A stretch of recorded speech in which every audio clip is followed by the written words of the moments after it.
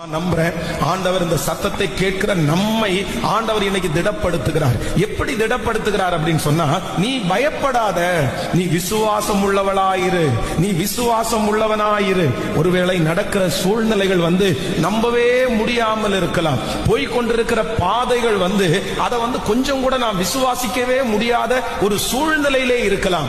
ஆனால் உங்களையும் என்னையும் பார்த்து கர்த்தர் வாக்கு கொடுக்கிறாரு, நீ பயப்படாத, நீ விசுவாசம் உள்ளவனாயிரு, விசுவாசம் உள்ளவளாயிரு. அந்த காரியம் கர்த்தரால் கைகூடி வரும், அந்த காரியம் நடக்கும், அந்த காரியம் தோற்று போவது இல்லை. அந்த வியாதி சுகமாகும், அந்த பிரச்சனையிலிருந்து ஒரு விடுதலையை கர்த்தர் தருவார்.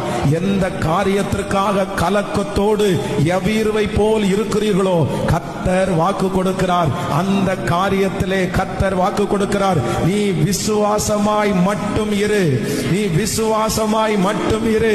அந்த காரியத்தை கர்த்தரே வாய்க்க பண்ணுவார். ஹல்லேலூயா.